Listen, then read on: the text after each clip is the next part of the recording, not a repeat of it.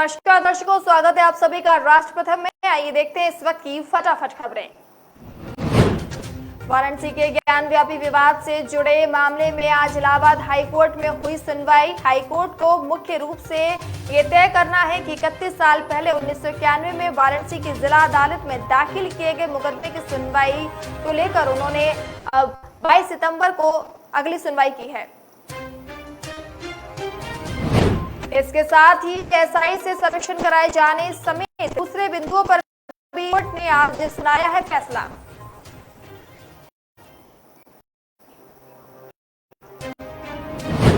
दोपहर 2 बजे से जस्टिस भाटिया की सिंगल सुनवाई हुई। इसकी सुनवाई में अब अंतिम दौर में 22 सितंबर तक अगली सुनवाई।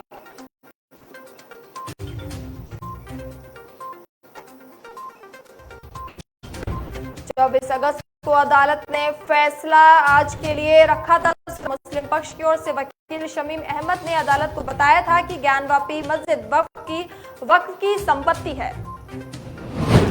प्रधानमंत्री नरेंद्र मोदी ने दिल्ली से सटे ग्रेटर नोएडा में अंतर्राष्ट्रीय डेयरी संघ के विश्व डेयरी सम्मेलन 2022 का किया उद्घाटन।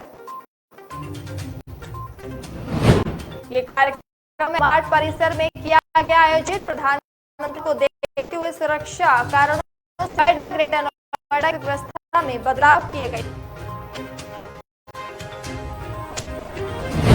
एक्सप्रेसवे पर वाहन चालकों के लिए कुछ अवधि के डायवर्जन रहेगा। वाहनों पर यातायात का किसी तरह का प्रतिबंध लागू नहीं होगा। प्रधानमंत्री मोदी के इस कार्यक्रम को देखते हुए गोलचक्कर चौक से एक्सप्रेसवे होकर ग्रेटर नोएडा की ओर से जाने वाला यातायात गोलचक्कर चौक से रजनीगंधा चौक होते हुए सेक्टर 37 होकर जाएगा। रोड से नोएडा ग्रेटर नोएडा एक्सप्रेसवे पर चढ़ने वाले यातायात का सर्विस रोड से संचालन कराने का प्लान। सुप्रीम कोर्ट नागरिक संशोधन कानून की संवैधानिकता को चुनौती देने वाली याचिका पर आज हुई सुनवाई। देश के शीर्ष अदालत में इस विषय पर करीब 200 से अधिक जनहित याचिका दायर की गई थी। मुख्य न्यायाधीश यूयू ललित की अध्यक्षता वाली पीठ सीए की वैधता को चुनौती देने वाली याचिकाकर्ताओं पर की गई सुनवाई। सुप्रीम कोर्ट की वेबसाइट पर अपलोड की गई वाद सूची के अनुसार मुख्य न्यायाधीश और न्यायमूर्ति एस रविंद्र भट्ट की पीठ के समक्ष सुनवाई के लिए 220 याचिकाएं सूचीबद्ध, जिनमें सीए के खिलाफ इंडियन यूनियन मुस्लिम लीग की प्रमुख याचिका भी शामिल। आम आदमी पार्टी के संयोजक और दिल्ली के मुख्यमंत्री अरविंद केजरीवाल 2 दिवसीय गुजरात के दौरे पर। केजरीवाल के गुजरात पहुंचने से पहले आम आदमी पार्टी के दफ्तर में गुजरात पुलिस ने मारा छापा। इस संबंध में आम आदमी पार्टी ने किया दावा कि ये छापेमारी करीब 2 घंटे तक चली, जिसमें पुलिस को कुछ नहीं मिला। केजरीवाल के गुजरात पहुंचते ही आम आदमी पार्टी के नेता इसुदान गढ़वी ने ट्वीट कर बताया कि आपके दफ्तर पर गुजरात पुलिस ने डाली है रेड। गढ़वी ने अपने ट्वीट में लिखा, आम आदमी पार्टी के दफ्तर पर गुजरात पुलिस की 2 घंटे छापेमारी कार्रवाई चली, लेकिन कुछ नहीं मिला। उन्होंने कहा कि वे फिर आएंगे। कांग्रेस की भारत जोड़ो यात्रा में राहुल गांधी 150 दिन में कन्याकुमारी से कश्मीर तक भारत जोड़ो यात्रा में सफर तय करेंगे। 5वें दिन को कांग्रेस की भारत जोड़ो यात्रा केरल पहुंची। यहाँ राहुल गांधी ने कहा कि केरल राज्य सभी का सम्मान करता है। ये राज्य खुद को विभाजित या नफरत फैलाने की इजाजत नहीं देता। राहुल ने यात्रा में शामिल लोगों को संबोधित करते हुए कहा कि एक साथ खड़े होना, सद्भाव में एक साथ काम करना केरल के लोगों के लिए स्वाभाविक और सामान्य। राहुल गांधी ने केरल के लोगों की सराहना करते हुए कहा कि यहाँ के लोगों ने देश के बाकी हिस्सों में भी दिखाया है कि उनमें है कितनी एकता। राज्य में एक अच्छी शिक्षा प्रणाली और सबसे दयालु नर्स हैं। कांग्रेस यात्रा के माध्यम से जो संदेश फैलाने की कोशिश कर रही है। विरोध के बाद महिला बाल विकास विभाग ने 25 अगस्त की अधिसूचना को निरस्त कर नए सिरे से जारी किया। आहार में बच्चों के लिए अंडा और मांस दिए जाने का प्रावधान किया गया।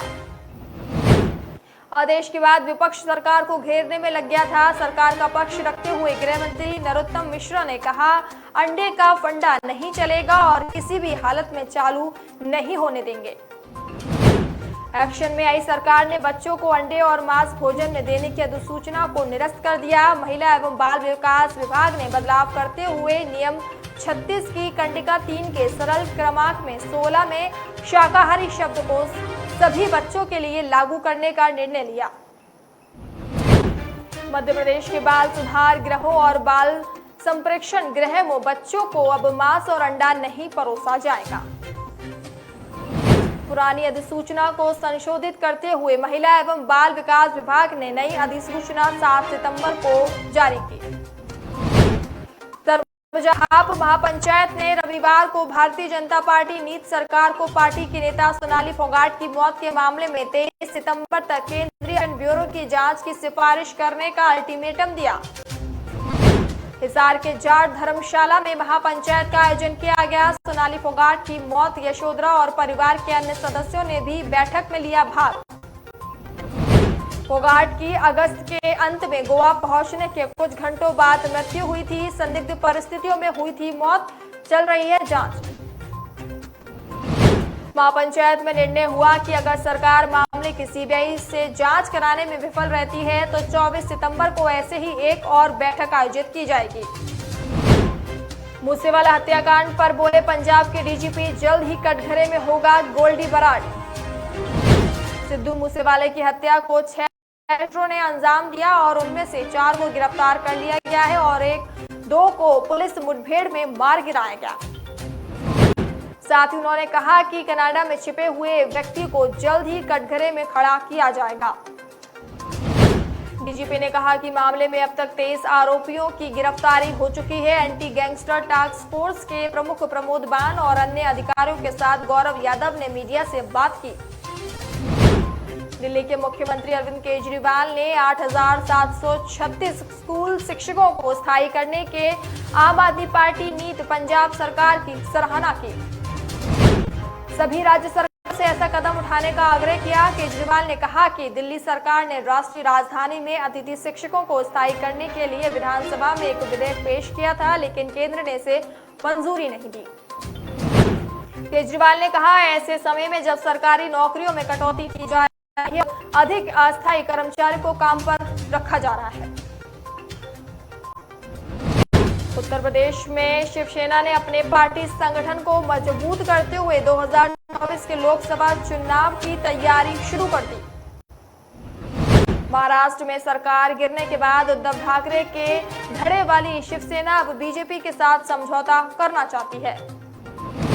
वे जानती है कि उत्तर प्रदेश में बीजेपी का काफी दबदबा है। उल्लेखनीय है कि शिवसेना में विद्रोह के बाद 2 फाड़ हो गया, जिससे महाविकास अघाड़ी की सरकार गिर गई थी और एकनाथ शिंदे के धड़े ने बीजेपी के साथ मिलकर महाराष्ट्र में सरकार बनाई।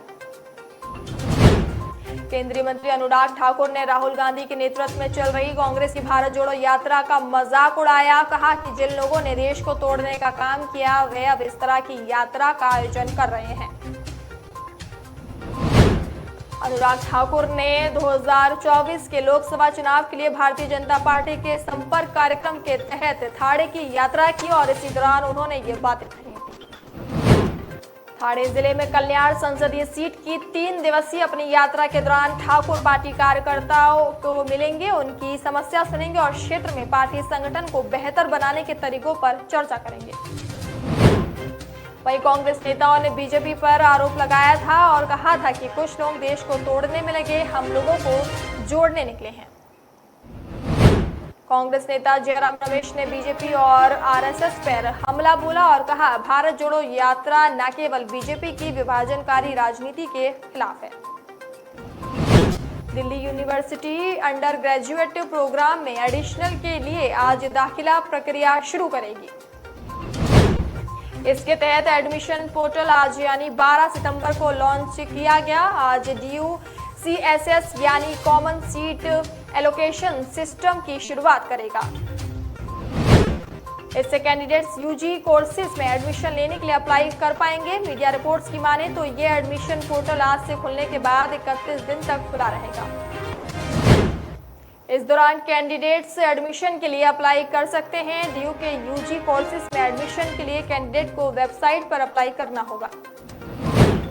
भारत में पिछले 24 घंटों में कोरोना वायरस के 5076 नए कोरोना केस आए सामने। देश में अब कुल मामलों की संख्या 4,44,95,359 हो गई है। इसी के साथ एक्टिव केसों की संख्या बढ़कर 47,945 हुई। आज मिले कोरोना के केस एक दिन पहले के मुकाबले में काफी कम। 10 सितंबर को देश में 5,554 मामले मिले थे। स्वास्थ्य मंत्रालय ने बताया कि देश में बीते 24 घंटों के दौरान एक्टिव मामलों में भी काफी कमी आई। एक्टिव केस की संख्या 47,945 रह गई। कोरोना वायरस से अब तक 4,39,19,264 लोग भी ठीक हुए। महाराष्ट्र और छत्तीसगढ़ के कई हिस्सों में भारी बारिश ने लोगों की मुसीबतें बढ़ा दी हैं। औरंगाबाद में तो नदी में कपड़े धोने गई 3 महिलाएं अचानक आई बाढ़ में बह गई। वहीं छत्तीसगढ़ के 6 जिले बारिश की वजह से बुरी तरह से प्रभावित। बस्तर जिले में कई घरों में घुसा पानी। इसके अलावा नेपाल में हुई भारी बारिश की वजह से बिहार के सीतामढ़ी से गुजरने वाली नदियों का जलस्तर बढ़ गया। फिलहाल अभी हमारे इस फटाफट खबर में इतना ही। अब मुझे दीजिए इजाजत। नमस्कार।